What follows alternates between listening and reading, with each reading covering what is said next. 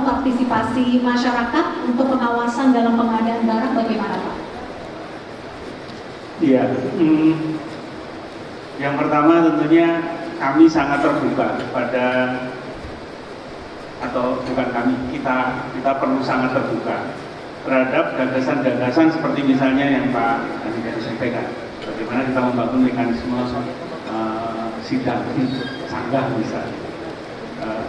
Itu saya kira perlu kita dukung untuk kita bisa lakukan. Tapi mungkin nanti tanpa mengurangi atau tanpa menabrak kewenangan-kewenangan yang ada, kita bisa desain.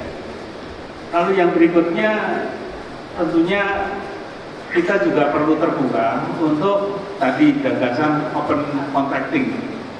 Jadi kami di LKPP memang sepakat bahwa proses pengadaan itu mestinya tidak ada yang rahasia.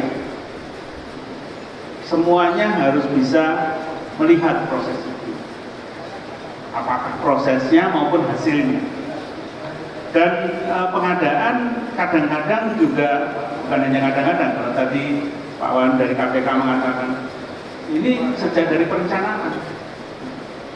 Jadi mestinya kita semua juga harus bisa melihat ini direncanakannya bagaimana, jadinya seperti apa, dan apakah betul yang direncanakan itu merupakan aspirasi masyarakat yang dibawa kepada kebijakan anggaran pengadaan. Apa artinya bahwa kalau melihat dari diskusi ini kan kepala daerah sendirian tidak bisa. Kita semua perlu ikut, perlu mendukung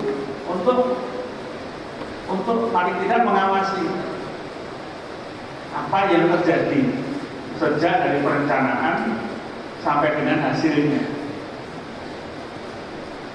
Hari ini sudah ada misalnya aparat pengawas, APIP.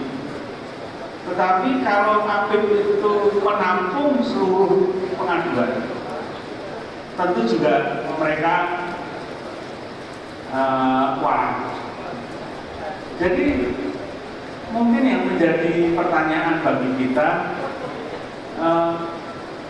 bisa saja 100% pengaduan itu tadi itu paling tidak bisa kita kurangi, tidak banyak pengaduannya.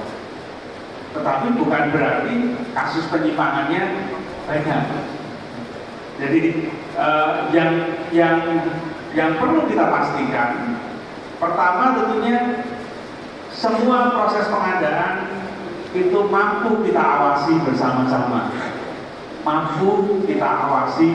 bersama-sama, sehingga ada keyakinan atau ada paling tidak kesadaran dari pengelolaan pengadaan bahwa kita semua mengawasi semua proses pengadaan. Kira-kira begitu. Ini yang mungkin ide ini perlu kita coba implementasikan. Tampaknya tadi dari ICB, dari DIY sudah mulai mendorong untuk itu. Nah, memang hari ini sudah banyak kanal yang dibangun. Ada lapor, ada lapor Delhi, ada SMS, ada WA dan sebagainya, termasuk KPK juga punya kanal, LKPP juga punya kanal. Saya kira kita perlu menggerakkan masyarakat untuk jangan segan melaporkan, menyampaikan informasi, lepas dari apakah informasi tadi cukup memadai atau tidak. Karena kalau informasi sekali tidak memadai, kedua tidak memadai, ketiga tidak memadai terus, lama-lama akan memadai juga. Jadi apatisme masyarakat, karena masyarakat hari ini mungkin ada persepsi skeptis terhadap pencegahan tadi. Mungkin perlu kita gerakkan untuk aktif, untuk sadar bahwa mereka bisa ikut berpartisipasi mencegah korupsi. Nah ini saya kira teman-teman semua mungkin juga bisa punya gagasan-gagasan bagaimana cara menggerakkan ini yang rasanya bisa jadi Semarang berbeda dengan Makassar, berbeda dengan tempat lain, konteksnya tentu berbeda-beda. Kebetulan teman-teman ini kan hari ini sebagian besar adalah dari lingkungan Jabodetabek gitu ya. Saya kira juga punya tantangan yang berbeda. Tetapi mari kita coba apa inisiatif-inisiatif yang bisa kita gerakkan, kita lakukan untuk menggerakkan masyarakat itu tadi. Mungkin hal yang pertama adalah mari kita mulai kampanyekan. Pengadaan yang menyimpang itu seperti ini loh. Jadi jangan sampai melakukan hal-hal yang seperti ini. Mungkin teman-teman perlu mengkampanyekan itu. Atau kita perlu membuat kelompok-kelompok yang lebih efektif untuk memonitor proses pengadaan misalnya. Atau tadi Pak Dedi ingin punya majelis sangga mungkin saja gitu. Jadi inisiatif-inisiatif baik dari sisi wali kota, pemerintah dalam hal ini atau dari sisi masyarakat sipil, saya kira mari kita sama-sama coba wadahi. Nah, kebetulan yang di depan ini ada ICW dan TII, saya kira ini bisa menjadi muara dari kita semua. Atau ya muaranya langsung nanti kita selenggarakan terus acara-acara untuk kita bisa membangun komunikasi dan mendesain langkah-langkah yang perlu kita lakukan untuk membantu pimpinan daerah yang punya komitmen luar biasa itu. Mungkin. Baik, Pak Ika, terima kasih. Sudah sekitar 1 jam kita dengarkan narasumber kita. Saya persilakan untuk saya undang untuk bertanya maksudnya kepada para peserta yang hadir pagi hingga siang hari ini. Saya persilakan. Ya, Bapak. Selamat siang Pak. Saya hanya satu aja pertanyaannya, sampai sejauh mana peraturan yang diterbitkan dari Perka LKPP itu bisa diterapkan dan dilaksanakan? Bagaimana gini Pak? Jadi kebetulan saya adalah seorang lawyer, saya juga ketua asosiasi jasa konstruksi. Jadi saya tahu persis di daerah bagaimana sistem untuk mengkondisikan lelang, yaitu dengan cara adalah oknum pokja membuat persyaratan banyaknya SKA dan SKP yang diterapkan. Dalam pasal 118 ayat C itu jelas sudah disebutkan bahwa rekanan tidak boleh menyampaikan dokumen yang tidak benar. Kemudian di Perka LKPP pun banyak disebutkan, salah satunya adalah badan usaha harus memiliki PJT, penanggung jawab teknis sebagai tenaga kerja tetap badan usaha. Itu untuk persyaratan SBU dan OJK. Tapi kenyataannya banyak badan usaha fiktif di mana di dalamnya personil teknis pun satu pun tidak ada. Bahkan di persyaratan yang diterapkan baik sejumlah SKA yang banyak sekali, SKP yang banyak sekali, satu pun tidak pernah terlibat di pelaksanaan kerjaan. Untuk itu Pak, saya mohon penjelasan sejauh mana peraturan di Perka LKPP itu diterapkan. Dan satu lagi Pak, usulan saya Pak, kalau bisa itu Perka LKPP menerbitkan satu peraturan bahwa persyaratan tender itu dengan Jaya itu untuk K itu maksimal hanya 3 personel teknis, yaitu 1 PJT yang bisa merangkap di berbagai pekerjaan, 2 pelaksana SKT yang itu bisa merangkap pekerjaan, dan ketiga adalah petugas K3 konstruksi karena sesuai peraturan menteri sendiri bahwa pekerjaan di bawah 200 miliar itu wajib melibatkan petugas K3 konstruksi. Baik, Pak Trisno, terima kasih atas pertanyaannya, akan langsung ditanggapi oleh Pak Ika.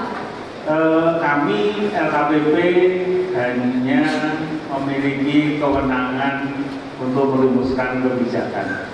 Jadi LKPP bukan lembaga yang melakukan penindakan seperti KPK.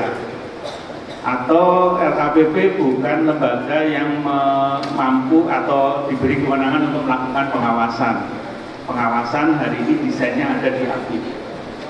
Tetapi penyimpangan-penyimpangan yang dirasakan oleh masyarakat, oleh bapak-bapak di sini, teman-teman di sini, kalau itu disampaikan ke